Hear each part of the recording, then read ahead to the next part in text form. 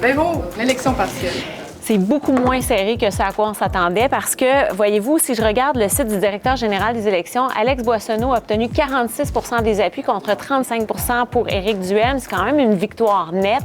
La CAQ, c'est une vraie dégringolade à seulement 7 Même le Parti libéral l'a dépassé à 9 puis Québec solidaire, c'est presque marginal, même pas 2 d'appui. Là. Pour le Parti québécois, ça confirme qu'il est en train de maintenir sa tendance. C'est quand même la troisième élection partielle de suite que le PQ remporte avec Jean Talon, Terrebonne, puis maintenant Arthabasca. Peut-être que l'arrivée d'un nouveau chef au Parti libéral aurait pu venir freiner cet élan-là. Ça n'a pas été le cas. Puis Éric Duhaime, de son côté, il a gagné en crédibilité, en visibilité. Il a montré qu'on pouvait le prendre au sérieux et que son parti était peut-être une option, mais il lui manquait un petit quelque chose pour battre le Parti québécois.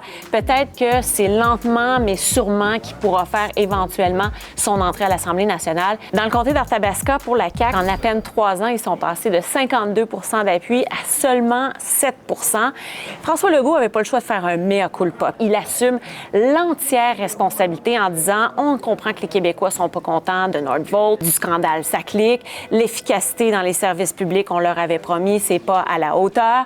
Alors, lui, il a maintenant autre chose, dit-il, à proposer. Il va y avoir un remaniement ministériel autour de la fête du travail avec des nouvelles orientations, mais on ne sait pas vraiment encore qu'est-ce qu'il a à proposer concrètement.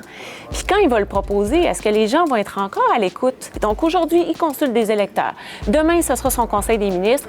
Après-demain, son caucus de 86 députés qui sont tous appelés à venir se vider le cœur au micro. Ce sera comme une espèce de thérapie de groupe finalement. Québec solidaire, on a la démonstration qu'ils ont énormément de difficultés à percer en région. Il n'y a pas d'université, il y a moins de jeunes dans le comté d'Arthabasca pour voter pour eux. Mais on se serait quand même attendu à plus parce qu'ils sont passés de 9 en 2022 à même pas 2 cette fois-ci. On se demande qu'est-ce que le parti a maintenant à offrir aux gens en région. Et du côté des libéraux, moi, je le vois pas tant que ça comme une défaite dans leur cas ou une mauvaise nouvelle parce qu'ils sont passés de 3 d'appui en 2022 à 9 Évidemment qu'on s'attendait pas du tout à ce qu'ils gagnent la partielle. Les attentes étaient très basses dans leur cas.